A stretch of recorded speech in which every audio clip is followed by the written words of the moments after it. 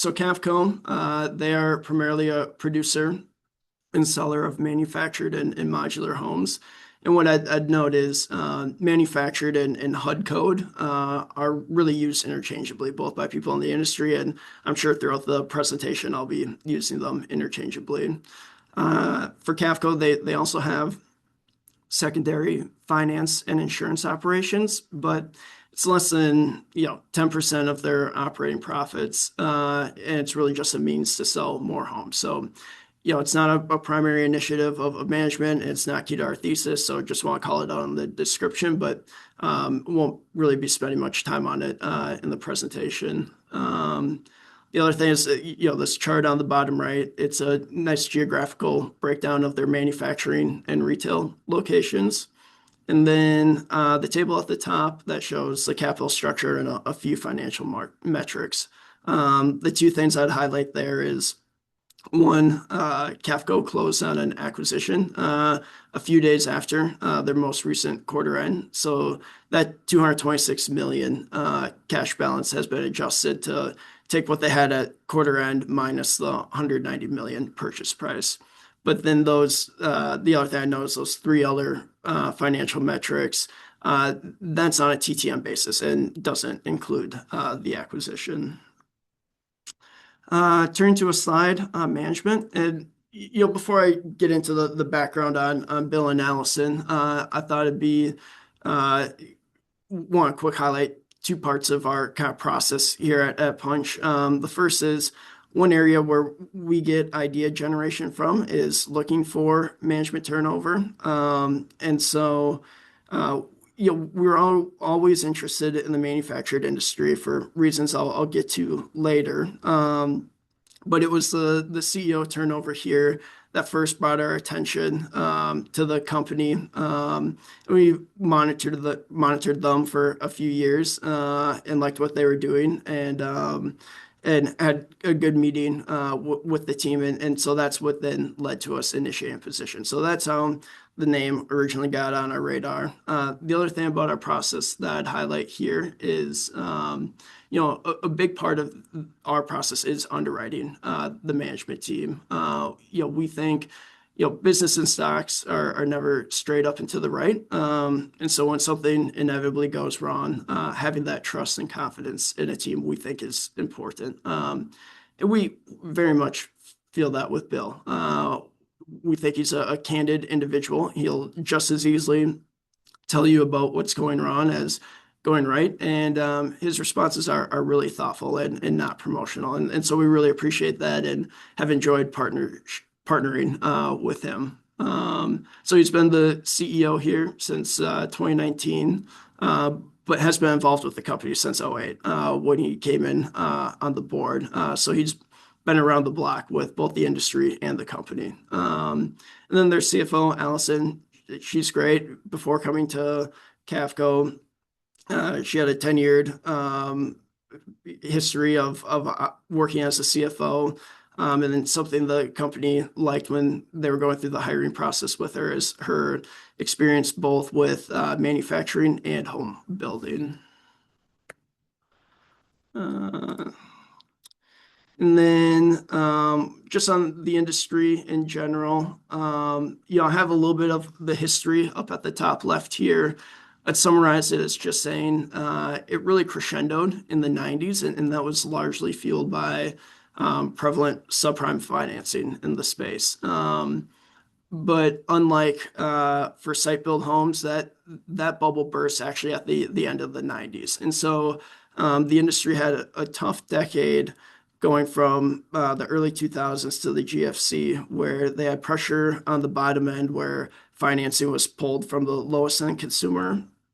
Meanwhile, they were losing their higher end consumer that was migrating up into site built because that subprime financing was still prevalent there. And so it was a tough decade that really culminated into several sizable bankruptcies around the GFC. And that's what set the stage for the oligopoly we have today, with the top three players controlling now 85% of the industry's share.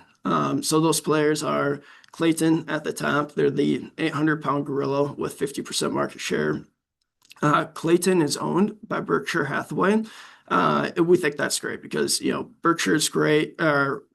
Berkshire is disciplined. That instills discipline at Clayton, and that discipline trickles down into the rest of the industry here. The second largest player, Champion at 20%. They're publicly traded. Ticker is SKY, SKY.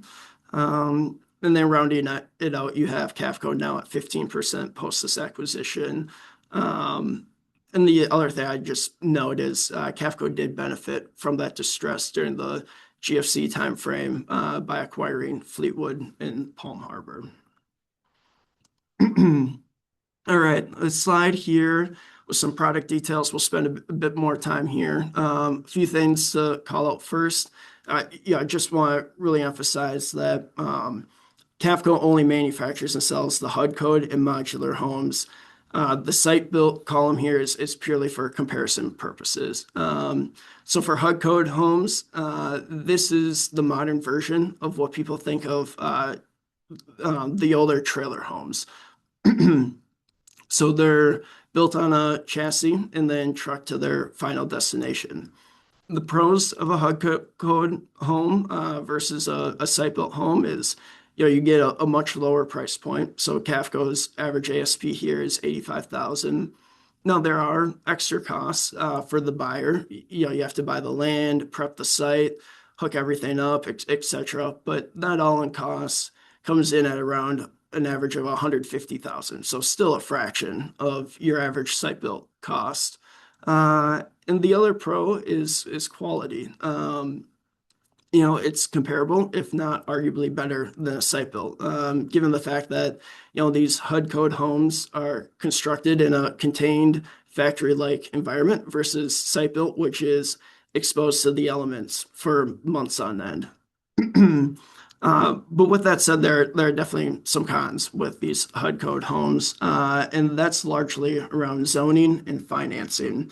So on the zoning front, the industry is still unfortunately hurt by that trailer park stigma of yesteryear, and leads to a lot of the not in my backyard or NIMBY mentality. And so that's been a barrier to adoption in, suburban and urban communities. On top of that, another kind of headwind has been financing.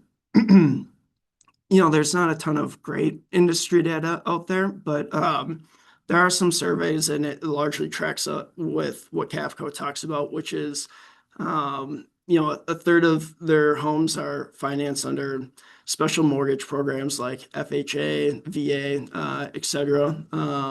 Another third is paid for in cash, and then the last third is what's called chattel loans, which are essentially personal property loans. So because of that, they come at higher rates. As of the most recent quarter, Cavco talked about chattel rates being in that 8.5% neighborhood. And then to finish up here, modular. It's largely the hybrid of the two, and best of kind of both worlds here. So it's built in a factory, so it gets that controlled environment and helped with that higher quality before it's then shipped in pieces and put together at the site.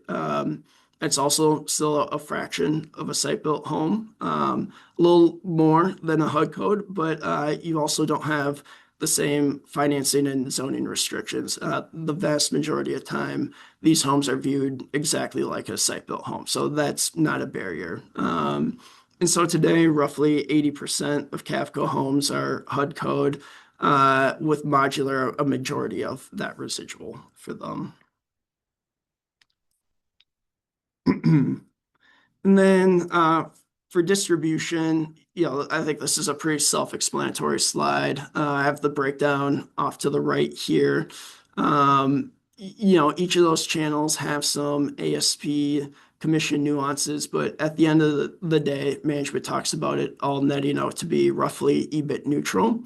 And so management is really agnostic to how that channel develops over time.